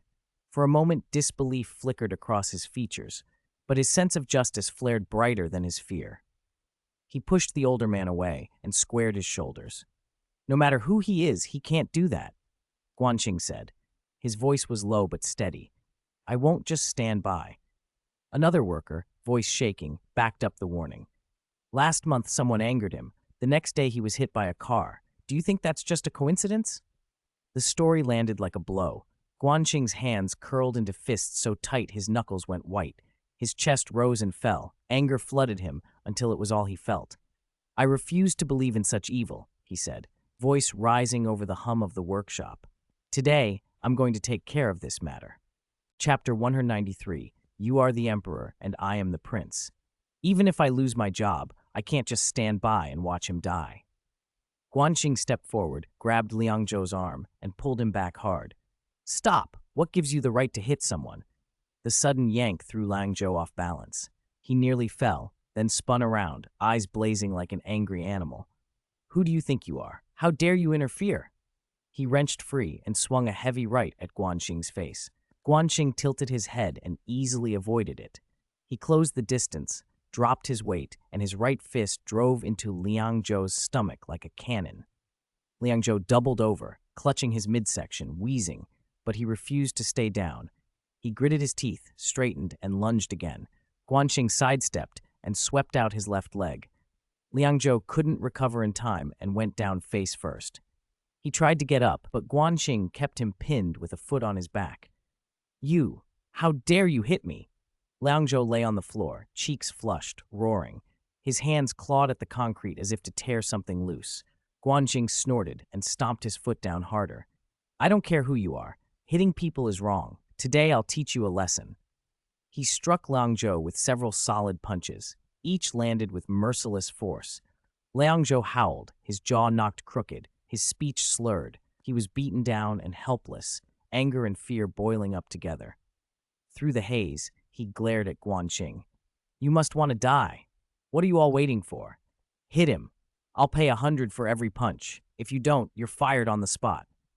Struggling to rise under Guanxing's boot, his eyes wild and desperate, Liang Zhou's threat hung in the air.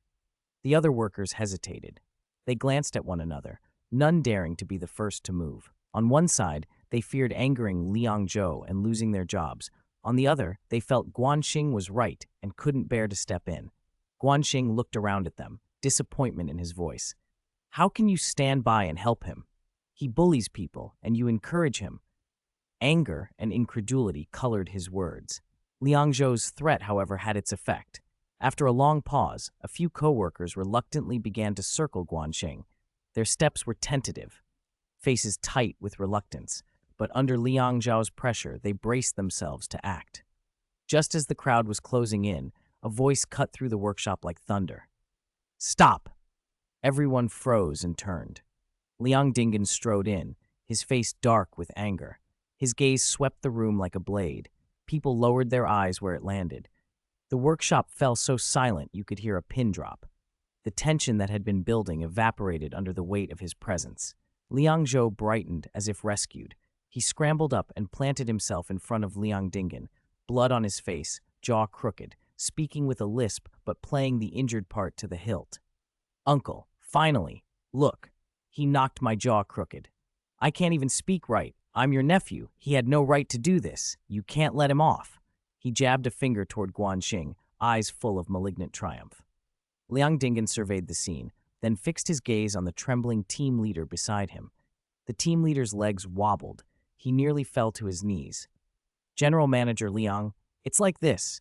I assigned today's task to Liang Zhou, but he refused and then attacked someone. Guanxing stepped in to stop him. The leader's voice trembled and sweat beaded his forehead. He kept stealing nervous glances at Liang Zhou, afraid his words would summon further wrath. Liang Zhou exploded. Nonsense! I'm General Manager Liang's only nephew, his only family. I'll inherit the company. You're just a lowly team leader. Who are you to order me around? I was teaching him a lesson, showing him his place. Guanxing was meddling. He's deliberately provoking me. His face reddened, veins stood out on his neck. He ranted like a wild animal, brazenly disregarding Liang Gin's presence.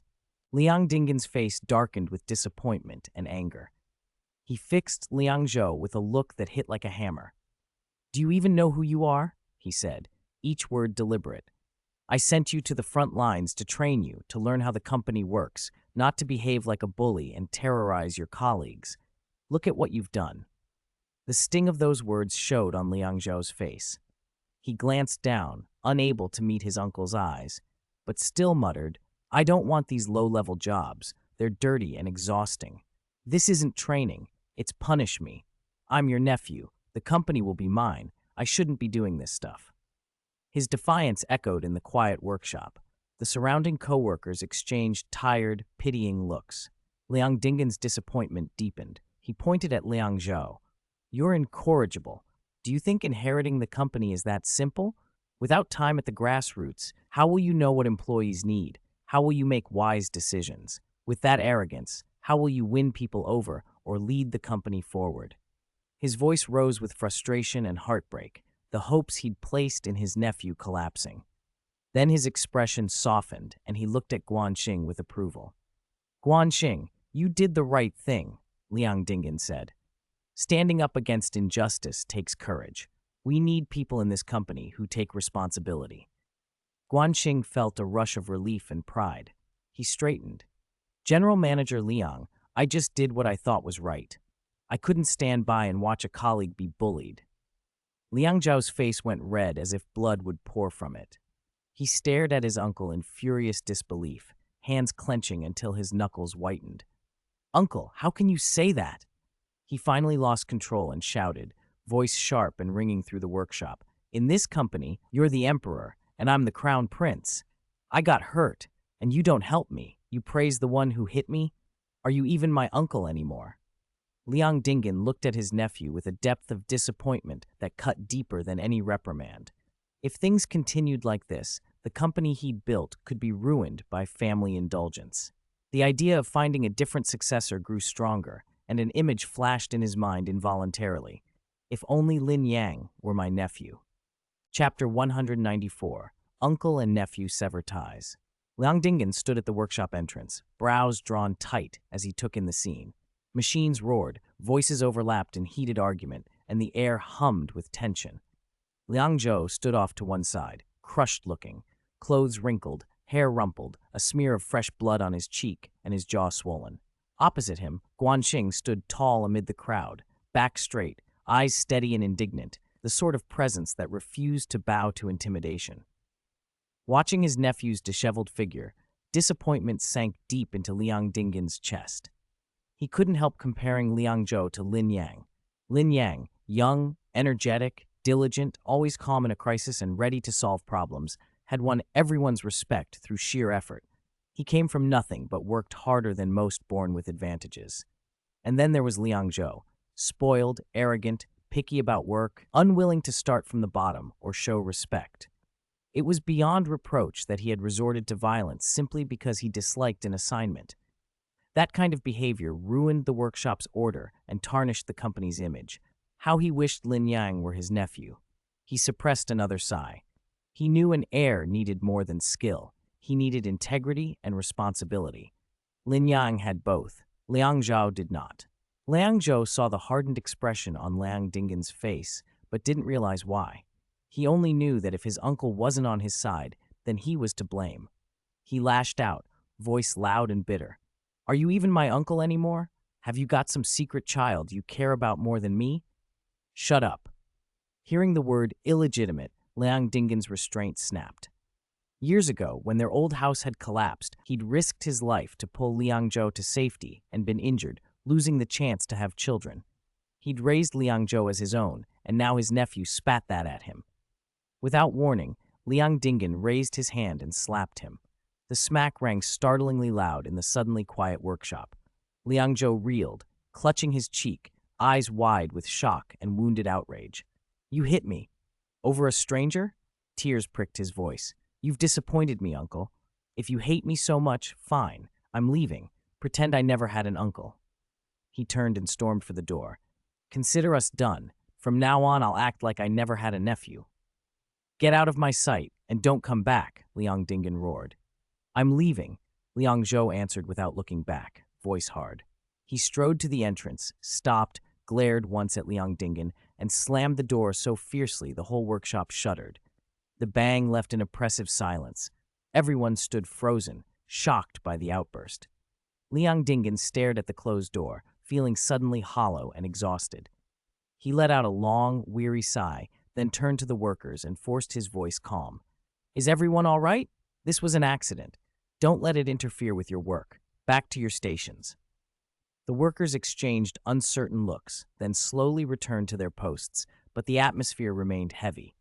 That evening at home, a spread of food lay on the dining table, but Liang Dingan had no appetite.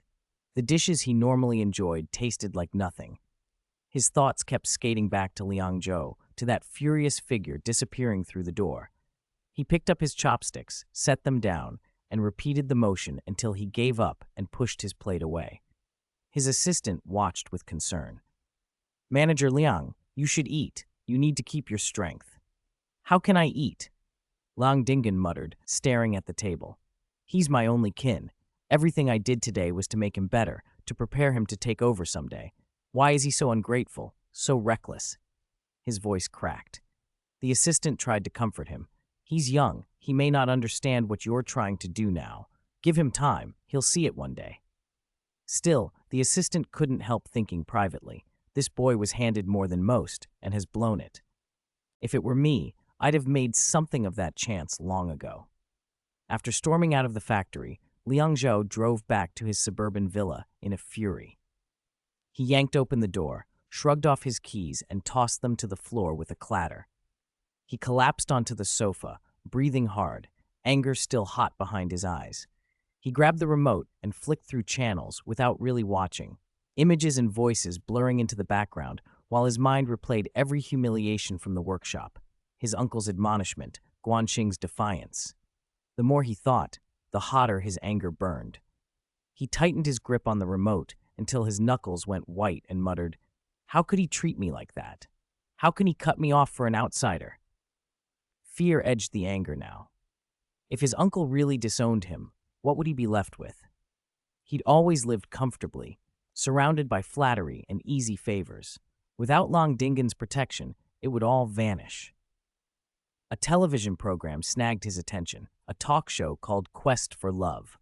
On it, a woman sobbed as she told how a one-night indiscretion with her husband's brother had led to a threatened divorce and how she'd come on the show to try to save her marriage. Something in her public pleading sparked a reckless idea in Liang Zhou. He sat up. He could go on that show too. He imagined stepping onto the stage, eyes wet with contrition, declaring how he couldn't live without his uncle, showing the cameras his determination, forcing the issue into the open so his uncle would have to watch and, moved by his sincerity, forgive him. The more he pictured it, the more plausible it sounded.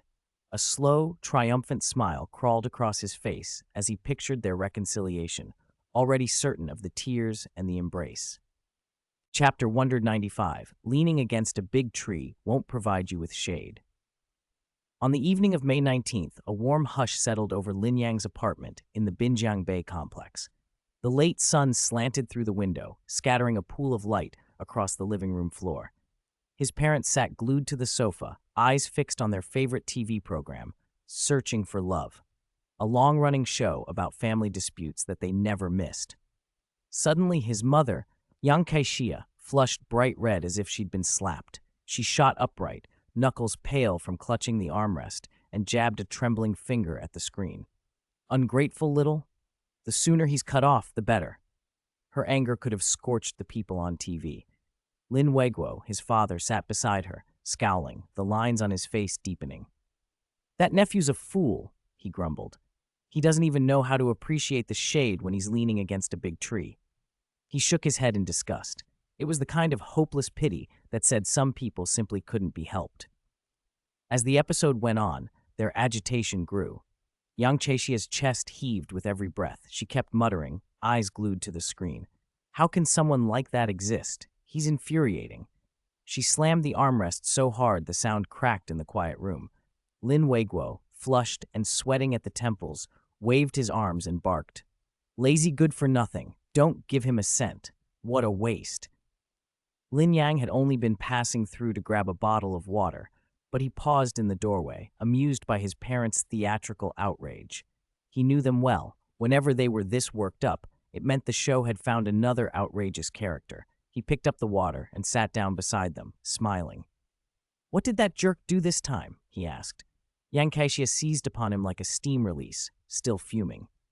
"Some nephew of the richest man in Xiangnan. The uncle raised him, and now the kid's gone and accused his uncle of having an illegitimate child. That's why he's being cut off." She waved the remote in the air.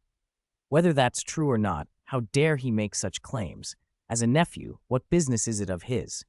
Lin Weiguo nodded vigorously, scorn written across his face. "Worthless. If I were his uncle, I'd throw him out on his ear." The show cut to a man named Liang Zhou on screen, young and smartly dressed, but his forehead creased with grievance. He spoke loudly and with feeling, hands moving as he complained. "In that company, my uncle's the emperor and I'm the crown prince. I was beaten and my uncle didn't even show up." A booming laugh interrupted him, a familiar, rich chuckle that made Lin Yang's lips twitch. It was Liang Dingen's laugh. Seeing it on TV, Lin Yang felt a small prickle of recognition and curiosity. Liang Dingen, Xiangnan's richest man, had shown up on a consumer TV program? No wonder he hadn't been in touch. Family business must still be unresolved. The narrator filled in the background. This man calling himself the Crown Prince is Liang Zhou. 35 years ago, he was rescued by Liang Dingen from a collapsed house. Liang Dingen now controls assets worth hundreds of billions. Liang Zhou grew up in luxury, but recently Liang Dingen supposedly wants to cut his nephew off, even offering 5 million to sever the family tie. What's really going on? Lin Yang leaned forward, puzzled. Why would Liang Dingen take such a step? What was the secret behind this sudden decision? The reporter then let Liang Zhou speak at length. "My uncle is Xiangnan's richest man. His assets are worth well over 100 billion. He owns dozens of companies, 18 villas, 64 apartments, and 16 office buildings downtown." The reporter gaped at the long list of properties. Liang Zhou continued, tone edged with indignation. "All of that is my uncle's, and he wants to cut me off, but only offers 5 million? Treating me like a beggar. I've been his nephew, like a son. If I haven't contributed, at least I tried. I hope your show can get my uncle to reconsider." Chapter 196, Air Inspection. The screen cut to a new feed, and Liang Dingen filled the frame. He looked drawn and exhausted. His eyes were hollow with weariness. He tried to keep his composure, but the turmoil behind it showed. He spoke slowly, his voice slightly hoarse. "I'm 60 now. He's grown. I have no obligation to raise him anymore." The words carried the weight of years, bitter and weary. When he mentioned that night, his gaze turned distant, as if he were replaying the storm. "We were desperately poor then. Our house was falling apart. One night, a fierce wind and rain collapsed the place. My elder brother and his wife died in the wreckage. The only thing left was a baby in swaddling clothes." A shadow of grief crossed his face. "I risked my life to pull that child out. That child is Liang Zhou. I raised him as my own son. I even named the company after him." His voice mixed gratitude for those hard years and a tired resignation. But when he spoke of Liang Zhou's recent behavior, anger and disappointment surfaced. "Liang Zhou has been a disappointment, like trying to plaster mud on a wall that won't hold, especially when he accused me of having an illegitimate child. That blew a hole through whatever trust was left between us. I raised him, but he's cold toward me.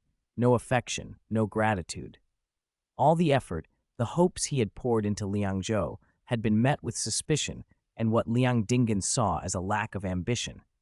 Still, he admitted he'd thought of their family bond and made a final, reluctant decision. I've cut ties with Liang, but I'm willing to give him 5 million yuan. It will be paid out in installments, 20,000 yuan a month. I'll also cover the living expenses of his child until the child turns 20. There was finality in his tone, but also a last measure of care. He gambles. He loses everything he gets. I've cleared his huge gambling debts many times. If I handed him a lump sum, he'd squander it and leave his future in ruins. What sounded ruthless was, in fact, a carefully considered compromise, an attempt to protect Liang Zhou's future while shielding the company and its employees. His expression hardened as if pronouncing a verdict. If he doesn't change his mindset, his life will stay the same. I said I'd sever ties to give him a chance, but he hasn't repented. He dragged all of you here. Any affection left is gone. Please leave. He turned away slowly, shoulders slightly hunched, a man both relieved and wounded. An assistant stepped forward, ushering reporters and Liang Zhou from the room. Liang Zhou was furious and hurt. As he was pushed out, he shouted over and over, "Uncle, you must have an illegitimate child. Otherwise, how could you be so heartless to me, your only relative?" Outside the villa, cameras trained on Liang Zhou's face. He looked wronged and indignant, brow furrowed, eyes burning with resentment. "My uncle never treated me sincerely. He treats outsiders better than his family. My demands have always been small. He's gone too far.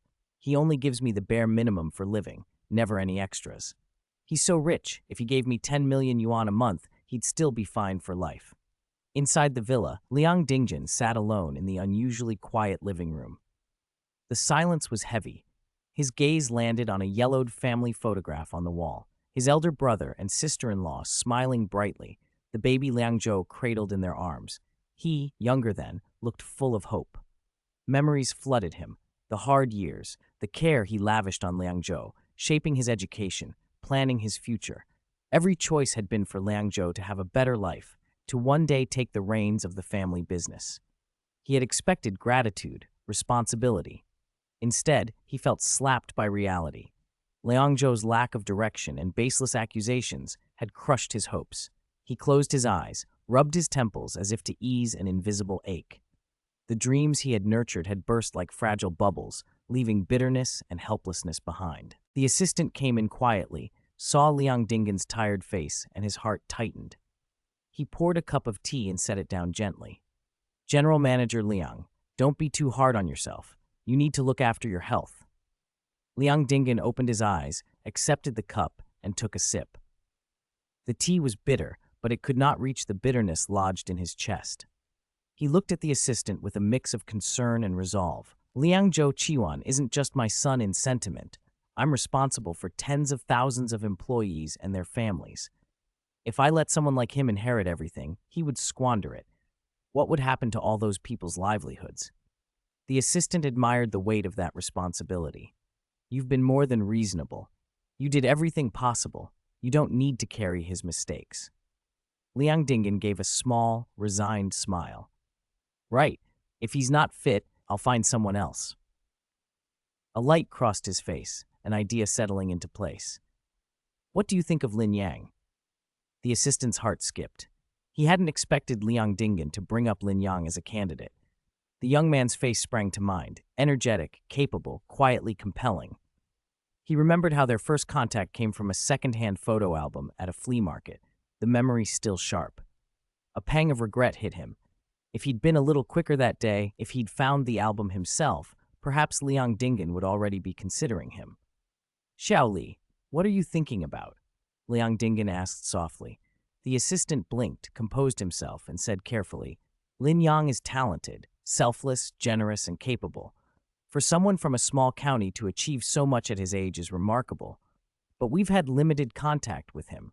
We can admire him, but whether his character and actions will hold up in the long run is still uncertain." Liang Dingin listened, nodded slowly. "Good point. Then put Lin Yang into the evaluation pool. Report his situation to me every month. If he passes the assessment, he will be my successor." Chapter 197. Acquire all properties for sale. After Lin Yang founded Yangsu Capital, the firm threw itself into recruiting with energetic zeal. The office buzzed from morning to night.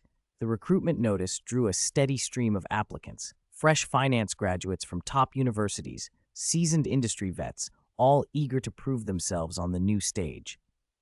In a short time, the company's structure took shape. Departments staffed, systems in place.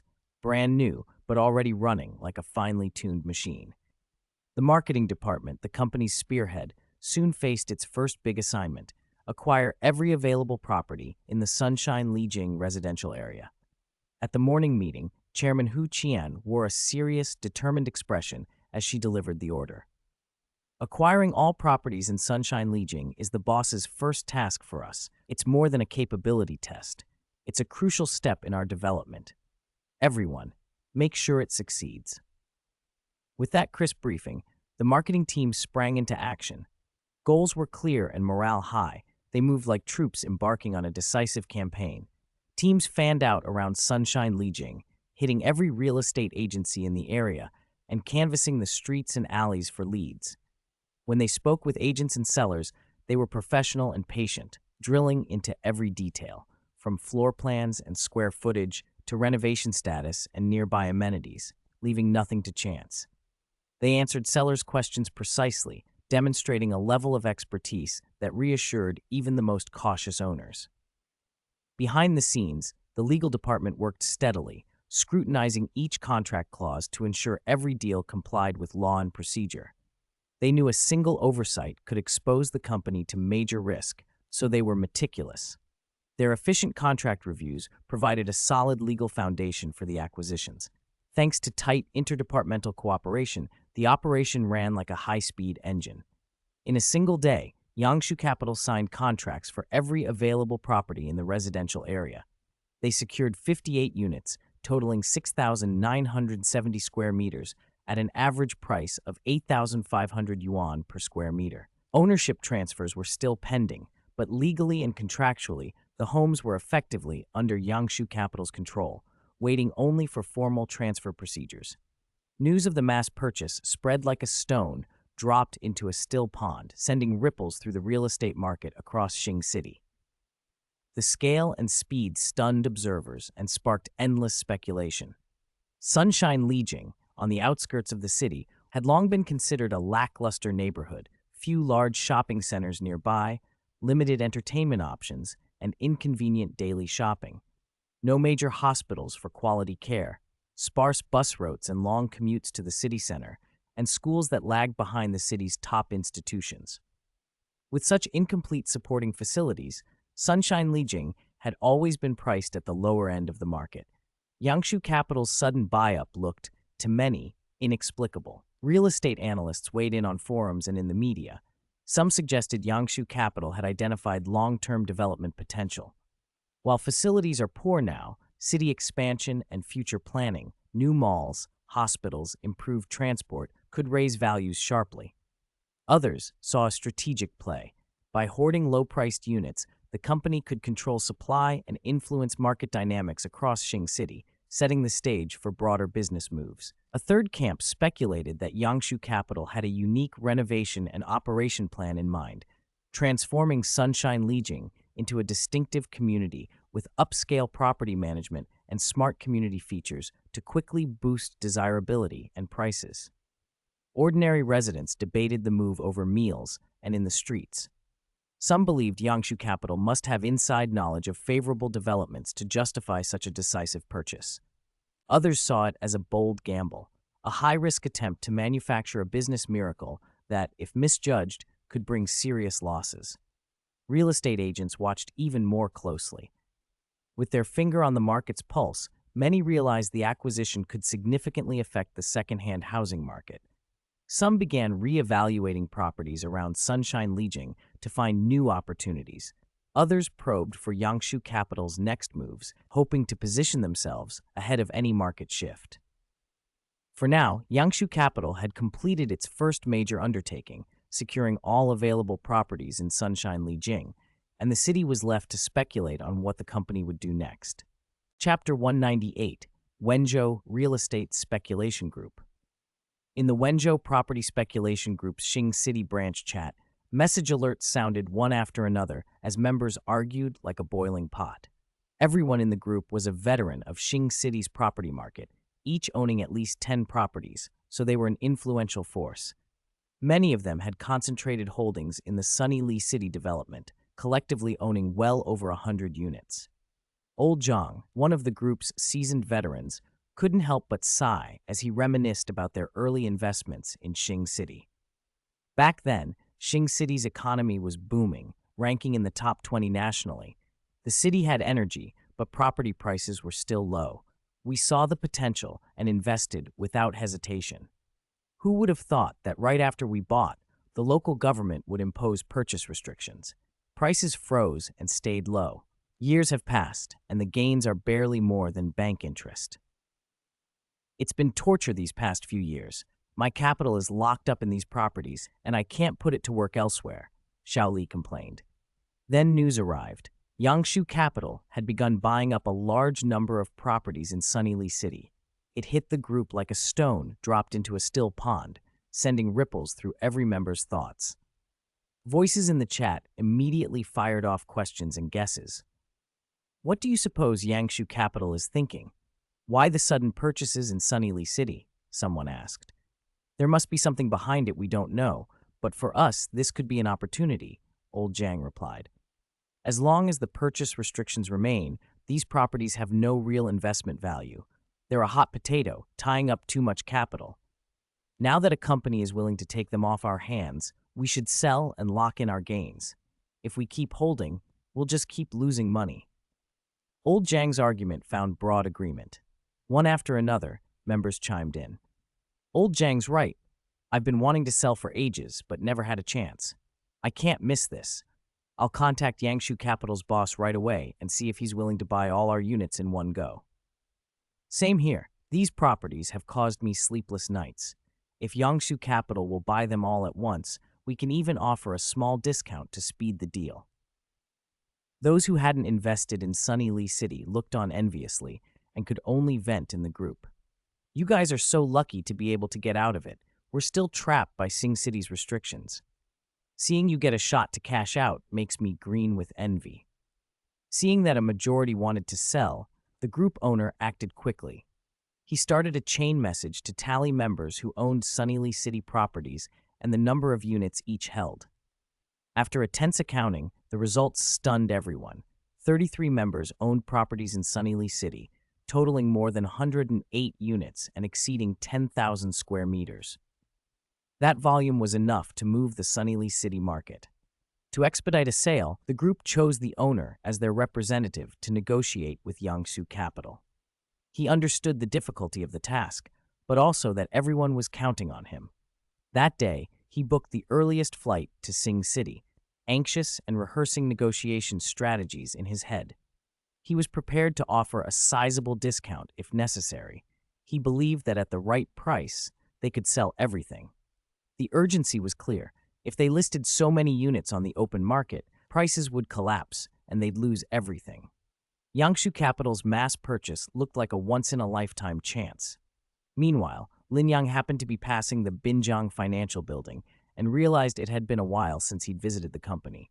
He decided on an impromptu inspection. He had previously set 2 tasks for his team: acquire all available units in Sunny Lee City and secure 3 abandoned gas stations along Metro Line 8. According to intelligence, Xing City's Mount Lu area would be designated as an integrated education demonstration zone, and Sunny Lee City would be included in the Mount Lu residential area and fall within the Mount Lu Middle School district. After the announcement, property prices in that area had doubled almost overnight and demand outstripped supply. Buying before month's end would mean doubled profits. The value of that lead was huge. The profit depended on how many units the company could secure. Another tip said the Metro Line 8 route would be announced by month's end, and 3 derelict gas stations owned by Mount Lu Holdings lay along the planned route. Acquiring those sites ahead of the announcement could yield tenfold compensation. Though a smaller opportunity than the school district intelligence, it was still lucrative. Lin Yang walked into the office, and the normally busy workspace fell silent. Employees who recognized him stopped what they were doing and greeted him with respect. "Good day, Chairman Lin," came a chorus of voices. Most of the newer staff didn't know him, and one recent hire, Xiao Li, nudged his colleague Xiao Wang and whispered, "Who is that? Why is everyone so respectful?" Xiao Wang rolled his eyes and, quietly but proudly, said, "You don't even know him. He's our chairman, Lin Yang. Young, capable, and impressive." Xiao Li's eyes widened. The women in the office stole glances at Lin Yang, a few blushing. One with a ponytail whispered, "Our boss is young and handsome. I wonder if he has a girlfriend." Another in a pink shirt laughed. "If only I could be the boss's girlfriend. He's straight out of a novel." Lin Yang noticed the stares and the quiet chatter. He smiled, a calm, easy expression, and gave a light nod that seemed to put everyone at ease. He walked straight to Hu Qian's office, knocked gently, and entered when invited. Hu Qian rose immediately. "Mr. Lin, what brings you here today?" she asked.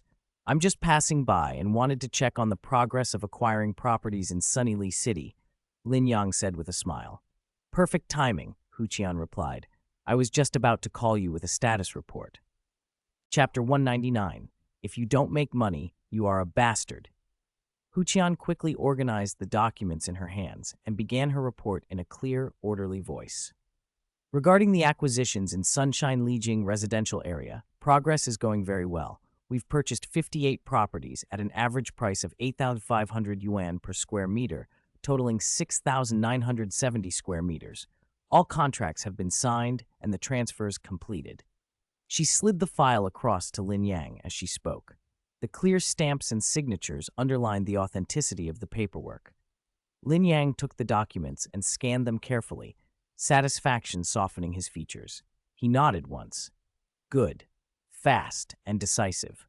He allowed himself a small sigh of relief. If he'd had to handle all this himself, it would have cost him time and energy, and he might have missed the window entirely. With a company and a professional team beneath him, all he had to do was turn information into tasks and assign them. The team got things done. Hu Qian's smile widened at his praise. As for the abandoned gas station along Metro Line 8, we've already contacted the owner, Mount Lu Holdings, and we're preparing to negotiate a purchase. Everything is proceeding steadily according to plan.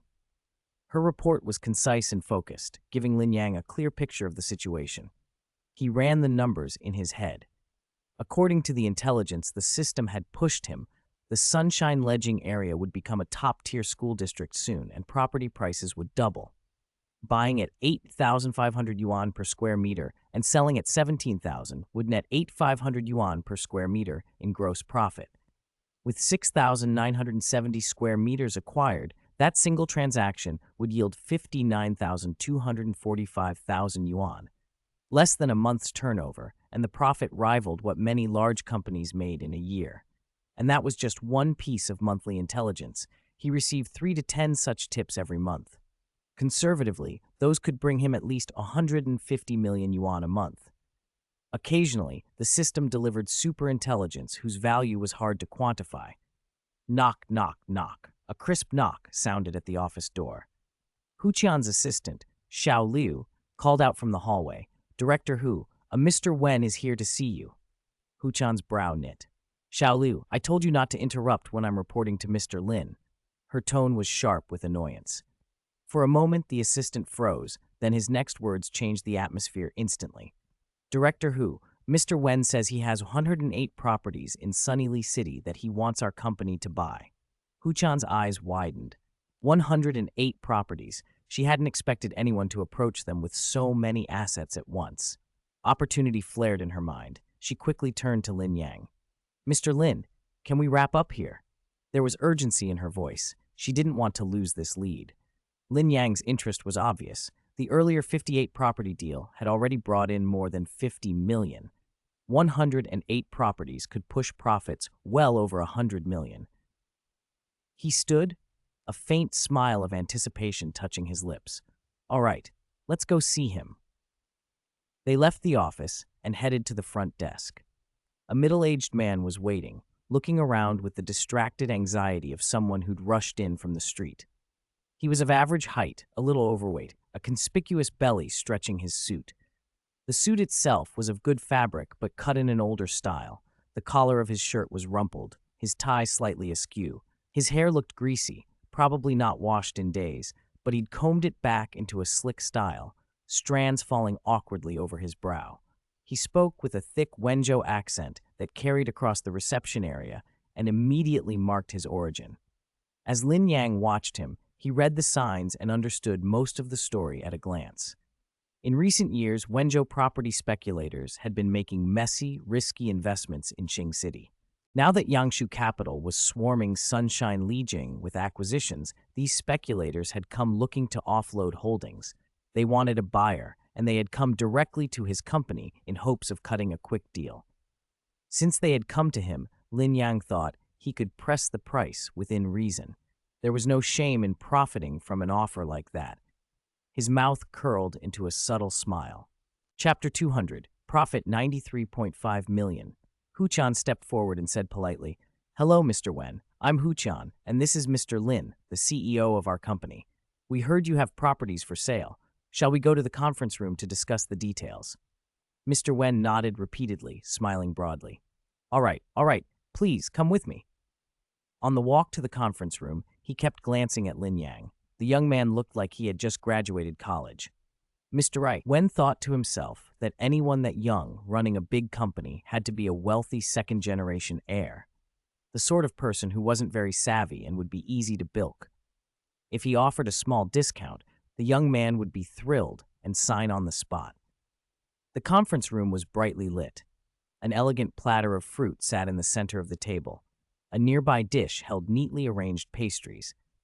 A steaming teapot released a soft tea fragrance that filled the room and made everything feel warm and pleasant. Lin Yang's lips curved into a slight smile as he gestured toward the refreshments. "Mr. Wen, you must be tired from your trip. Please help yourself to some fruit and a cup of tea. We can talk business after a short rest." Huqian chimed in eagerly. "Yes, Mr. Wen, these were all prepared especially for you. Don't be shy." Mr. Wen beamed and replied, "Oh my, thank you. You're very kind. I'm a bit embarrassed." He picked up a pastry, took a small bite, and closed his eyes with satisfaction. This is very good. Light, sweet, well made. As expected of a large company, even guest hospitality is done properly." After a while of light conversation, the atmosphere loosened and relaxed. Mr. Wen set down his teacup and grew serious. He straightened in his chair, clasped his hands on the table, and looked between Lin Yang and Huqian as he spoke. "I lead the Wenzhou Property Speculation Group. We've been active in Qing City for many years and have followed the real estate market closely. Specifically, our group members, 33 people, own 108 units in the Sunshine Lijing residential area, totaling over 10,000 square meters.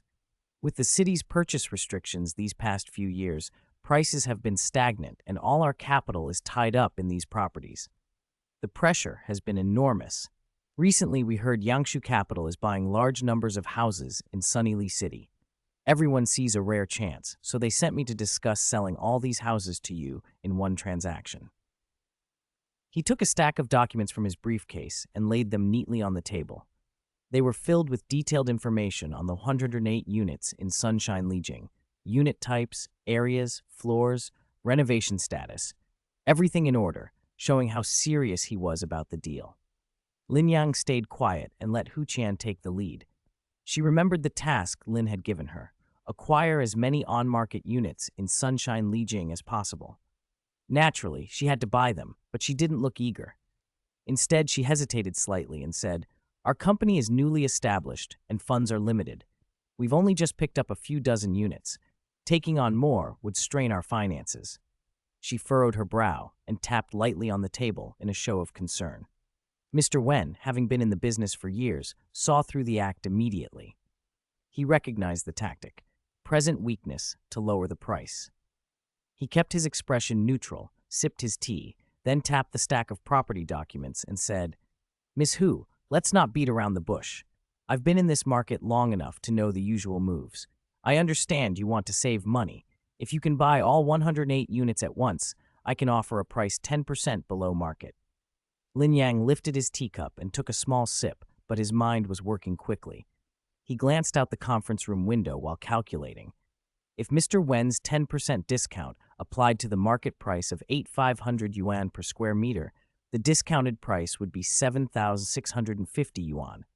If Sunshine Lijiang were later designated a prestigious school district and prices doubled to 17,000 yuan per square meter, the profit would be 9,350 yuan per square meter. On more than 10,000 square meters, that amounted to a profit of 93.5 million yuan, an enormous return. He remembered previous experiences buying units one by one through agencies. Endless negotiations, cumbersome procedures, slow acquisition, and no guarantee of the volume he needed.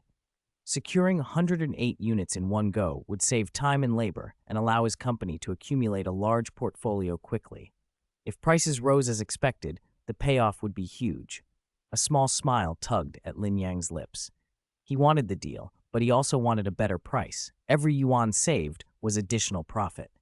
Hu Chan, while thinking Mr. Wen sounded sincere, still considered the group's move risky. Sunshine Lijiang didn't seem to have much appreciation potential as things stood.